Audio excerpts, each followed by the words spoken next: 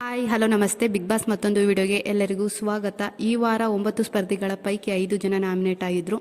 Mokshitha pi, Dhanraj, Chaitra Kundapura, ಭವ್ಯ ಗೌಡ, ತ್ರಿವಿಕ್ರಮ್ ಅವರು.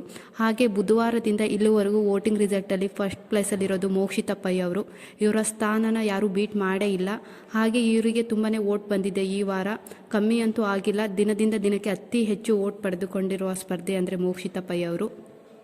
ಹಾಗೆ ನಮ್ಮ ಜನ ಒಳ್ಳೆ ವ್ಯಕ್ತಿತ್ವ ಇರೋರಿಗೆ ಯಾವತ್ತೂ ಕೈ ಹಿಡಿತಾರೆ ಅನ್ನೋದಕ್ಕೆ ಇದೇ ಸಾಕ್ಷಿ ಅಂತಲೇ ಹೇಳ್ಬೋದು. ಹಾಗೆ ಇವರಿಗೆ 25% ವೋಟ್ ಬಂದಿದೆ. ಇನ್ನು ಸೆಕೆಂಡ್ನೇ ಪ್ಲೇಸಲ್ಲಿರೋದು ಧನ್ರಾಜ್ ಅವರು. ನಾನು ಮೊದಲಿಗೆ ಹೇಳಿದ್ದೆ ಈ ವಾರ ಹನುಮಂತ ಅವರು ನಾಮಿನೇಟ್ ಆಗಿಲ್ಲ, ಅದರಿಂದ ಅವ್ರ ಫ್ಯಾನ್ಸ್ ಎಲ್ಲ ಧನ್ರಾಜ್ ಅವರಿಗೆ ವೋಟ್ ಮಾಡ್ತಾರೆ ಅಂತ.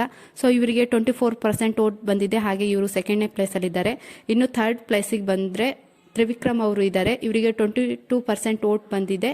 ಹಾಗೆ ನಿನ್ನೆ ಪಾಪ 2 ಸೆಕೆಂಡ್ನಲ್ಲಿ ಟಿಕೆಟ್ ಟು ಫಿನಾಲೆ ಮಿಸ್ ಮಾಡಿಕೊಂಡ್ರು. ಫೋರ್ತ್ ಪ್ಲೇಸಲ್ಲಿರೋದು ಭವ್ಯ ಗೌಡ ಅವರು. ಈ ವಾರ ತುಂಬಾ ಚೆನ್ನಾಗಿ ಪರ್ಫಾರ್ಮ್ ಮಾಡಿದ್ದಾರೆ ಅಂತಲೇ ಹೇಳ್ಬೋದು. ಎಲ್ಲ ಟಾಸ್ಕ್ನಲ್ಲೂ ತುಂಬಾ ಚೆನ್ನಾಗಿ ಆಟ ಆಡಿದ್ದಾರೆ. ಹಾಗೆ ಮೇಲ್ ಕಂಟೆಸ್ಟೆಂಟ್ಗಳಿಗೆ ಸರಿಸಮವಾಗಿ ಫೈಟ್ ಮಾಡಿದ್ದಾರೆ. ಈ ವಾರ ಕಿಚ್ಚನ ಚಪ್ಪಾಳೆ ಸಿಗ್ಬೋದು ಇವರಿಗೆ, ಅಷ್ಟು ಚೆನ್ನಾಗಿ ಆಟ ಆಡಿದ್ದಾರೆ ಅಂತಲೇ ಹೇಳ್ಬೋದು. ಇಲ್ಲ ಅಂದರೆ ಹನುಮಂತ ಅವರಿಗೆ ಸಿಗ್ಬೋದು. ಇವರಿಬ್ಬರಲ್ಲಿ ಒಬ್ಬರಿಗೆ ಕಿಚ್ಚನ ಚಪ್ಪಾಳೆ ಅಂತೂ ಸಿಗುತ್ತೆ. ಹಾಗೆ ನಿನ್ನೆ ಟಾಸ್ಕ್ನಲ್ಲಿ 3 ಮಿನಿಟ್ 20 ಸೆಕೆಂಡ್ ತಗೊಂಡ್ರು ಟಾಸ್ಕ್ ಕಂಪ್ಲೀಟ್ ಮಾಡೋದಕ್ಕೆ. ಭವ್ಯ ಗೌಡ ಅವರಿಗೆ 16% ವೋಟ್ ಬಂದಿದೆ. ಹಾಗೆ ಚೈತ್ರ ಕುಂದಾಪುರ ಅವರು ಬಾಟಮಲ್ಲಿರೋದು. ಇವರಿಗೆ ಅತಿ ಕಡಿಮೆ ವೋಟ್ ಬಂದಿರೋದು ಈ ವಾರ. ಇವರಿಗೆ 14% ವೋಟ್ ಬಂದಿದೆ. ಹಾಗೆ ಈ ವಾರ ಉತ್ತಮನೂ ಪಡೆದುಕೊಂಡಿದ್ದಾರೆ. ಬಟ್ ಇವರಿಗೆ ಈ ತಿಂಗಳು 13ನೇ ತಾರೀಕಿಗೆ ಕೋರ್ಟ್ ಇರೋದ್ರಿಂದ ಎಲಿಮಿನೇಟ್ ಆಗ್ಬೋದು ಅಂತ ನನ್ನ ಅನಿಸಿಕೆ. ಬಟ್ ಕಲರ್ಸ್ ಕನ್ನಡದವರು ಯಾರನ್ನು ಎಲಿಮಿನೇಟ್ ಮಾಡ್ತಾರೋ, ವೋಟ್ನ ಪ್ರಕಾರ ಮಾಡ್ತಾರೋ ಅವರು TRP ಮೆಟೀರಿಯಲ್ ಇವರು. ನೋಡಬೇಕು ಯಾರನ್ನ ಎಲಿಮಿನೇಟ್ ಮಾಡ್ತಾರೆ ಅಂತ.